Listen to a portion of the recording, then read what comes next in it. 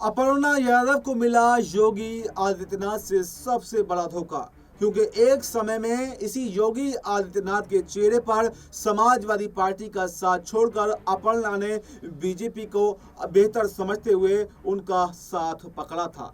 लेकिन आज जब उनके पति प्रतीक यादव मुसीबतों में घिरे हुए हैं तो उन्हें सिर्फ और सिर्फ बेरुखी देखने को मिल रही है, कोई मदद नहीं मिल रही है, दर दर वो भटक रही हैं। लेकिन अब सवाल यह है कि क्या अपर्णा यादव अब मदद की गुहार अखिलेश यादव से लगाएंगी? क्या अपर्णा यादव की वापसी अब समाजवादी पार्टी में वापसी हो जाएगी? क्या अपर्णा को ये याद आ गया, ये पता चल गया कि परिवार क्या होता है?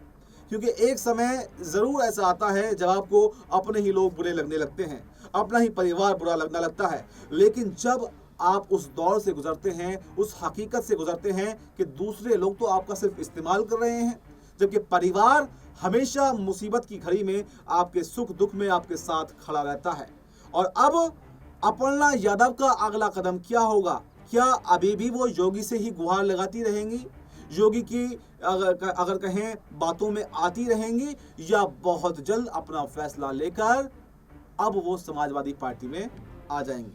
दोस्तों, जब से रंगदारी का मामला प्रतीक यादव के सामने आया कि पहले उसे पैसे लिए गए इन्वेस्टमेंट के नाम पर रियल एस्टेट में, और कई सालों पुरानी बात है, लेकिन जब पहले उनको शुरू शुरू में फायदा दिखाया गया, पद दिखाए गए, बहुत ज़्यादा जो है शोहरत दिखाई गई, लेकिन जब ऐसा कुछ होता हुआ दिखाई नहीं दिया तो प्रतीक यादव ने अपने पैसे वापस मांग लिए कि भैया मेरे पैसे वापस कर दो, मुझे कोई काम नहीं करना।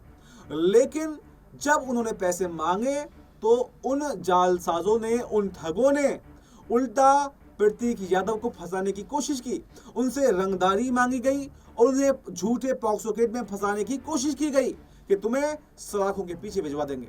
लेकिन जब इस पूरे केस का खुलासा हुआ तो राज्य में डबल इंजन की सरकार, योगी आदित्यनाथ की सरकार, नरेंद्र मोदी जी की सरकार अभी तक अपनी ही पार्टी के नेता को, अपर्णा यादव को, उनके पति को न्याय नहीं दिला पाई है।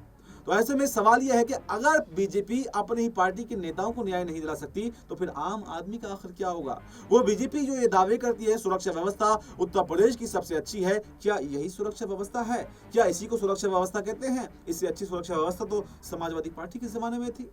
तो अब क्या अपर्णा यादव को यह एहसास हो चुका है कि परिवार से दूरी का नतीजा क्या होता है, परिवार से बेरुखी का नतीजा क्या होता है, और परिवार चाहे कितना ही बुरा क्यों ना हो, आखिर परिवार परिवार ही होता है?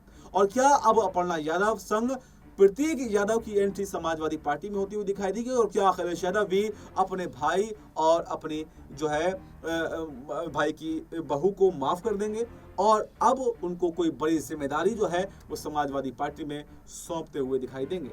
ये देखना दिलचस्प रहेगा कि आखिर इस पर आगे आगे होता है क्या। इस पूरे मुद्दे पर आपकी क्या राय है? जो भी राय हो कमेंट बॉक्स में ज़रूर बताएं और फिलहाल हमें दीजिए इजाज़त। नमस्कार।